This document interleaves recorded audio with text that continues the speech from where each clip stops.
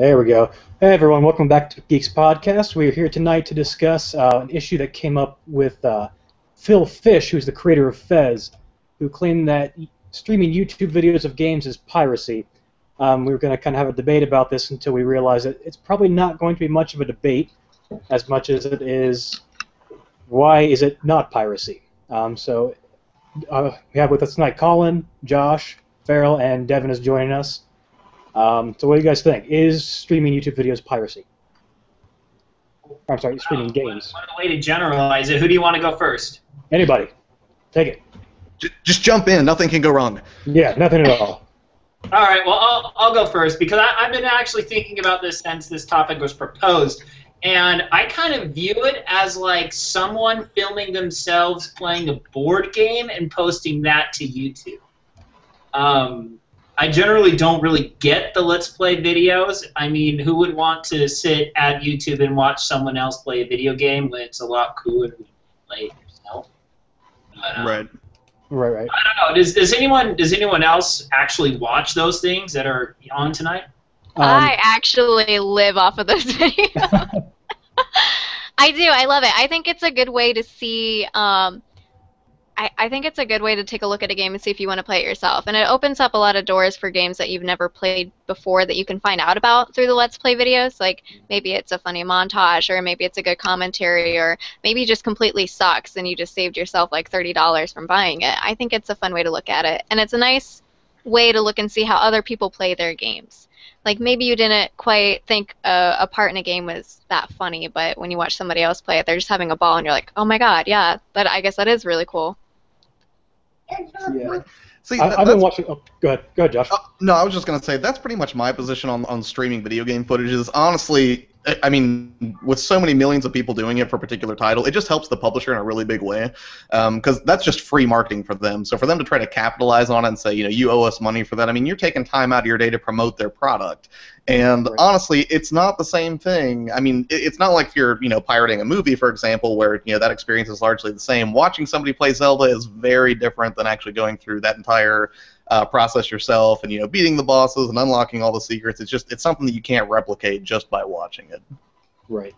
Well, I think the actual quote when he complained about this was that YouTubers should have to pay out a huge portion of their revenues to the developers from which they steal all of their content.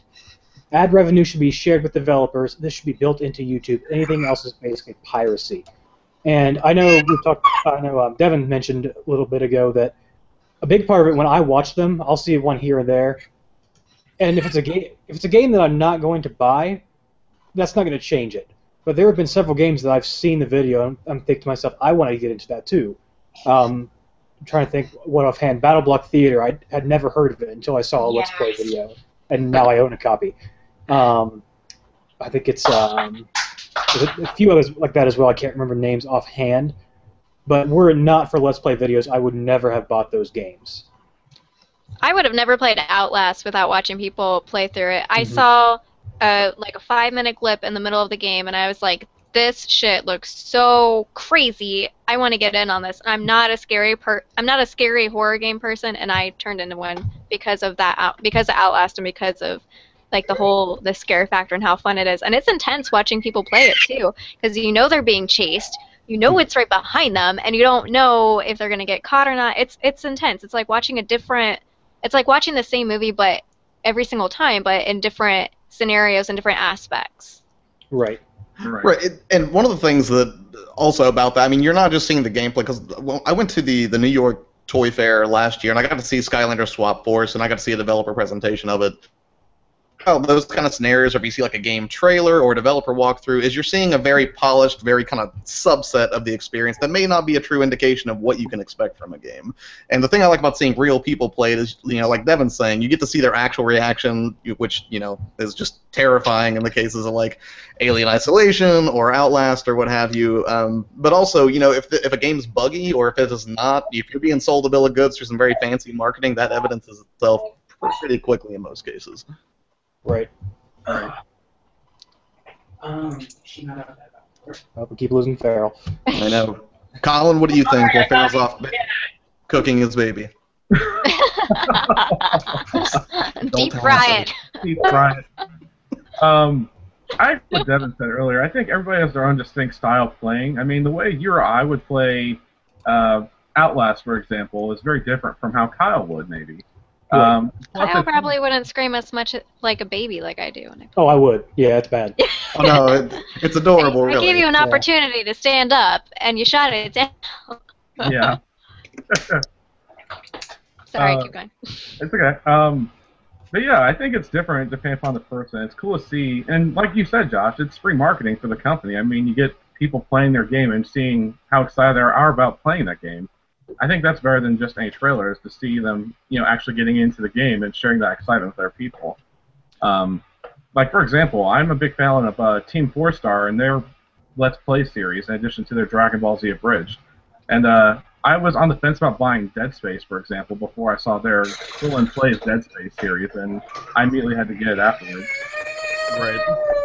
And I mean, not to keep like beating the whole marketing thing into the ground, but truthfully, especially because gaming is shifting so much towards microtransactions, and I feel like they're trying to nickel and dime us progressively more. Like to say, yeah, we want money from your YouTube videos too, just seems kind of soulless. Well, and also when you consider how much money you actually make off of YouTube, I mean, it truly is nickel and diming it in the true sense of the word. Right. Right. Yeah, unless you have millions of subscribers, YouTube really is not a good viable source of income in any way, and to have people pay to put those videos up really would just take away that little opportunity that you have to make a little extra change on the side, sharing what you love, which it happens to be this game, which I feel like should be pretty flattering. Here, let me get in one more comment, then I'm going to have to take off because my little girl is going ballistic. That's what happens when you cook them. Yeah, I know. Thanks for continuing to bring that up. Okay, anyway. I mean, just when you really think about is this pirating or not, you have to think about whether or not you're actually playing the game on its native platform. Where, like, with movies, you pirate them. It's cool. We'll just write it having a good day right now. So then, So you got to check whether or not you're actually playing it on the native platform, which you're not. You're viewing someone else playing it. Just like I said earlier with the board game analogy, it's just kind of, I don't believe in the true sense of the word it is piracy. It may be some minute form of piracy, but I don't really believe it's full-blown piracy, because full-blown piracy is just taking the game, downloading it for yourself, and then playing it all the way through. Whereas if you're just watching someone else play, you might as well be asking people to pay for when they go to their buddy's house and watch them play the game. We're kind of looking at the same way, except obviously it's on a bigger scale because you have a much broader audience within YouTube. But I think it's definitely a big overreaction, but I can understand how the smaller game companies would be hurting to try and get more of that revenue based off their game production, because they're smaller companies, smaller budgets, smaller payoffs in the end. Sure. So I can see how the smaller companies would be a little bent with regards to getting this money, but definitely the big AAA game players should not be, caring too much about this. It's just like Josh said, it's total free marketing that they don't have to pay for. Right. There's a lot of companies too that will give reviewers and streamers and writers copies of the game for free to play and review. So it's kind of in the same aspect where when you do that in a video form, there's not much of a difference to it. If they're going to give it to you, if they're going to give it to certain people free anyways, then they should, for them to make money off of the marketing off of somebody else playing it that has paid for the game. They're just winning in that aspect. Right. Yep. Okay, and with that, I'm going to bail out. Thank you guys for having me on. I'll talk to you later. All right, good seeing you, John. Yeah. Bye. See, now he's going to go cook that baby. Yeah. You thought he was a nice guy. You don't even know. Yeah. Some little sugar plums and foxtails and sweets and whatever you make little children out of. That's right. Those sound like the correct garnishes. Yeah, I was expert in child play, but yeah. And really, even back to the actual subject. Back to not cooking children, because we don't condone that here. Yeah. In Geeks podcast, we don't condone cooking of children. Yeah, we don't condone cooking children. Even looking at it not from a market standpoint, but looking at as a more of an entertainment venue, I mean, I don't go to YouTube and like watch Markiplier because I want to see him play this certain game. I get on YouTube and watch Markiplier because when he screams, it makes me laugh. And the same goes for like any kind of Let's Play video. It's not necessarily I want to watch you play this game. It's I want to see how you react to this stimulus. And really, like I said, it's not about just seeing that game. You know, I'll be honest, even after I played Outlast, I still go on, I beat it, I beat the DLC, I still go on YouTube and watch other people play it, and I still watch people stream it too, because it's hilarious to see somebody else getting scared and not me, like, peeing my pants over being chased.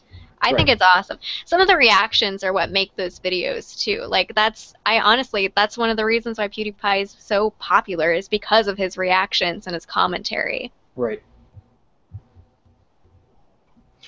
So, what do you think are like some of the? I mean, generally speaking, of course, people want to see the gameplay, but what do you think are some of the other draws? Like, Devann, I mean, you do a fair amount of streaming. What do you think makes an entertaining channel, or what do you think really is the draw for people that would allow somebody who does that to get a following?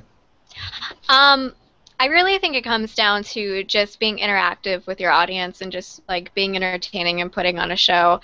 And it really is the hype behind it too. Like it's almost like you're putting on a play for somebody. Only you're not acting. You're just doing what you're doing any other time that you play games, and for some reason people want to watch you play it because it's the entertainment value behind it. It's the same reason why. It's the same reason why you go over to your friend's house who sits there and plays video games and you watch them rage out and play games. It's entertaining for you. It's fun. And when you can interact with people who are playing it, it just makes it that much more entertaining. All right, who else just joined in? There's 2 Geeks podcasts in here. Which one's real? Geekception. Da da da da. Okay. Now it's just all right. Are we back now? That was weird. You're back. Yeah, it still says there's 2 of you, though. Which one's real? I don't know. I don't know why there's 2 of me. Josh Senpai, where are you? Quick, someone read a paradox. We have to figure out which of these is a robot. Oh, it's a me. Devin's a robot. I figured that out yesterday. Oh, okay. What? Nothing. Huh? Devann, you have a different Zeros. Every time we cut to Devann, she has a different prop. It was a Pokey, now it's a hammer. I have a lot of Pokemon, too, that we can I'm getting my penguin out. Pen's my co-host now. Aw, that's a great penguin.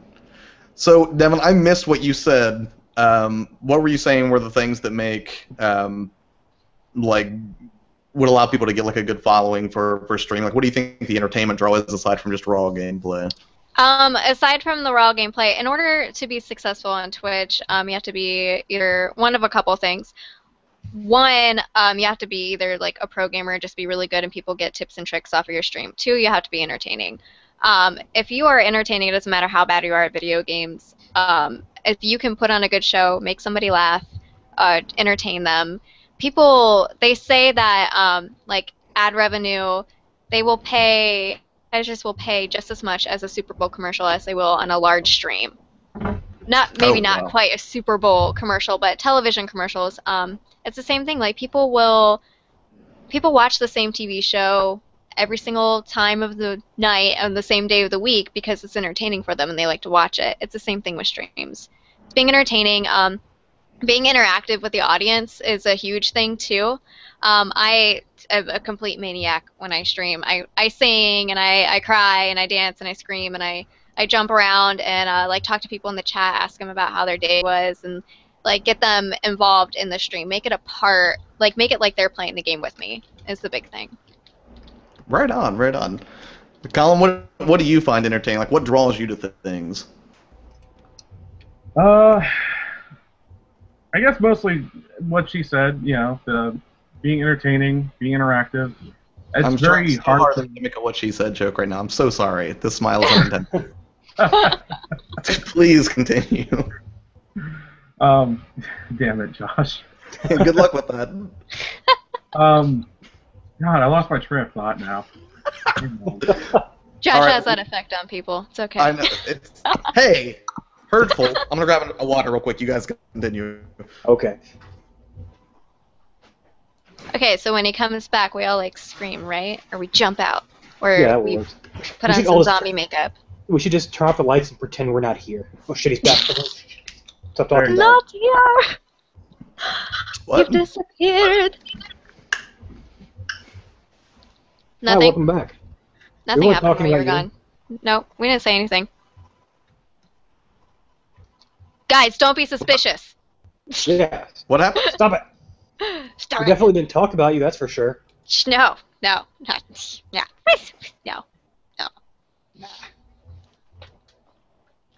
We've completely lost train on this thing. Yeah. We have long ago derailed. Josh, get back on track. This is your job. What? My job? You're the host. You kicked it off. You're the editor. Devann, you host it. Me? What's the next thing we talk about? This Game streaming. is the Devann Show. That's not what this is. Today we talk about fun things. Sorry. See, Sorry.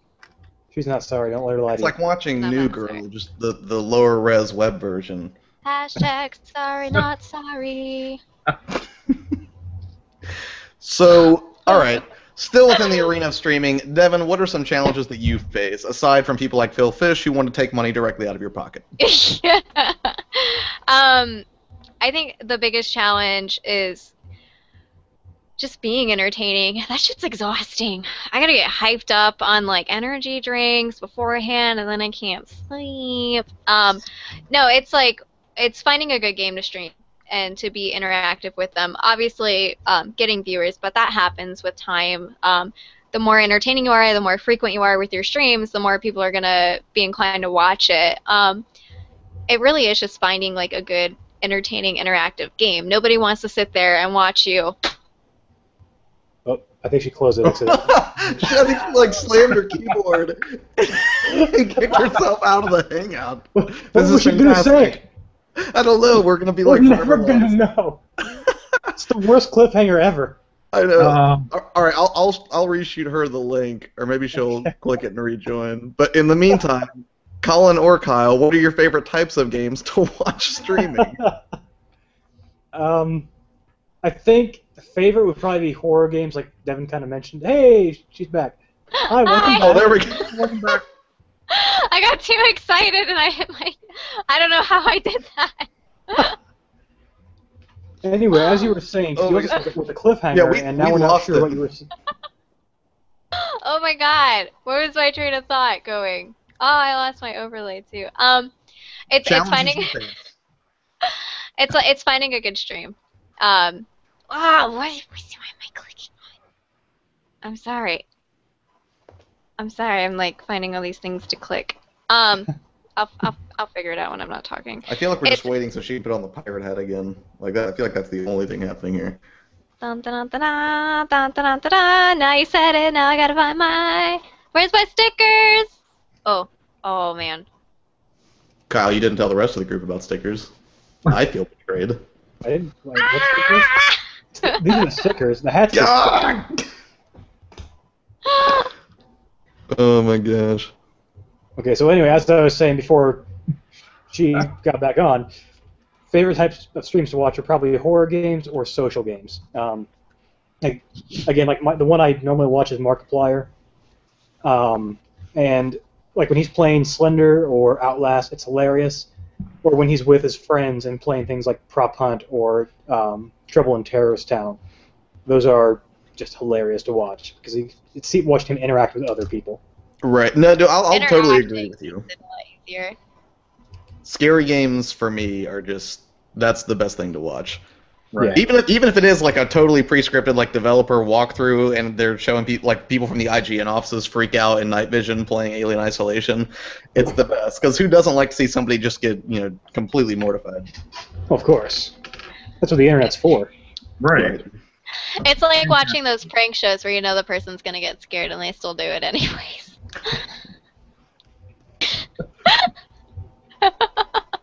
Collin, did you already say your favorite type? Yeah. I missed it.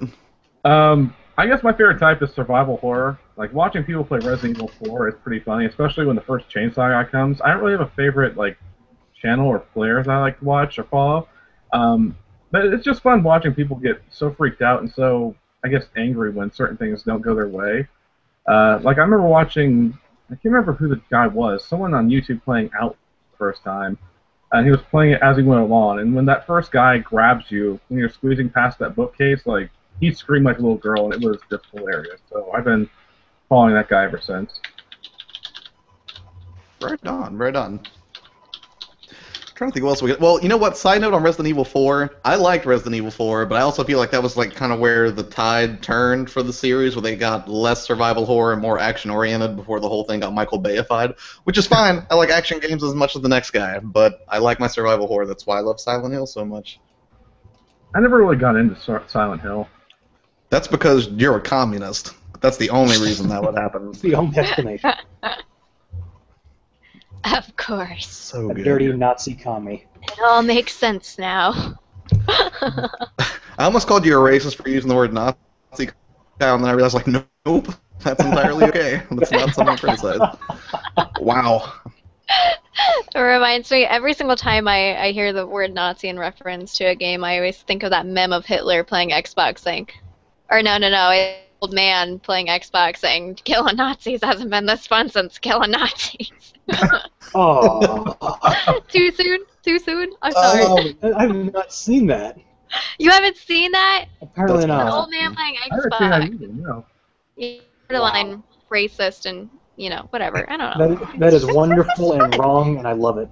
Maybe I have a bad sense of humor. I don't know. I played Limbo last night and killed a child like 80 times within an hour, so... Hey, Daryl's doing it in real life, so I don't Yeah, think you... Daryl's cooking a child right now. so... a whole new level, In that sense, I am doing A-okay. Right. Thinking of the whole Nazi thing, I really want to play Wolfenstein. I've got it, and it's just been sitting over there on the shelf collecting dust. I feel terrible about it. Because I heard it was really good. Sounds like my entire Steam library is just like, I want to play this, but I don't have time to play this. I thought you were going to say your entire Steam library was full of games that you got to kill Nazis in, and you're like... It's literally all Wolfenstein, nothing else. He's the ultimate hipster. He has very specific taste. Yes. Very specific. It's on that very specific taste is it on sale? It's a good one. Steam sale ruins lives. They really do. I would say it ruins friendships, but... Yeah. I still love that comic of like the dude and the wife beater like bursting through the door. It's Steam sale! No! No, Steam, no! After we're done here, I'm going to send you a video on the chat for you to watch. Okay. Well, all right. Maybe last thing to wrap up this whole streaming discussion. Devann, who would you recommend for people who are complete noobs to that entire world? What are some channels they should be checking out besides your own, you horrible self-promoter? I am all you need in life. As I make like a sound. That's just my sound that I make. It's just my sound. You should probably see a doctor about that. Can you do that one more time, Devann? No, you get one shot. You get one chance of my awkward noises in life. Oh, they're not that awkward. As far as other Twitch channels, honestly, I am probably the worst person to ask about that because I really don't watch that many Twitch channels. I'll peep in on. I know, I'm the worst. I peep in on people who play like survival games, but I haven't really found any one person that I'm like, oh, I can't wait for this person. No, I take that back.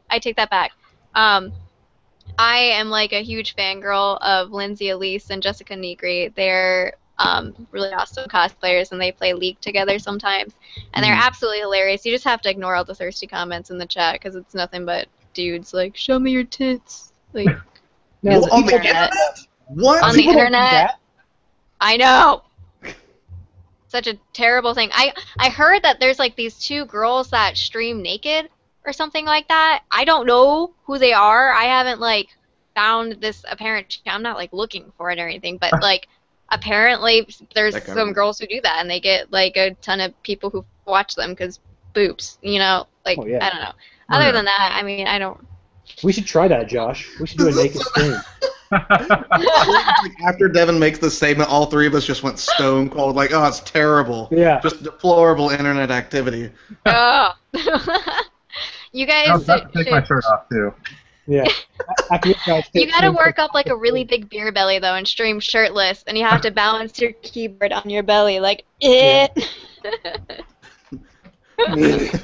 See, Division 3 that demands a second take. With T-Rex arms too. All right. Well, I don't really think I have anything else, unless you guys have anything else you'd like to address about streaming. I think we're all in agreement. It's not piracy. It's just good for the it's good for the community and it's good for the industry as a whole. I think. Yeah. I think so. Phil Fish is just a bitch. Wow. Whoa. You're so That reserved, escalated. Kyle. That escalated quickly. Yeah. That escalated quick. It got really out of hand. That was a mistake. Breathe, Josh. Breathe. Don't die on me now. All good. Devann, why don't you sign us off? Okay.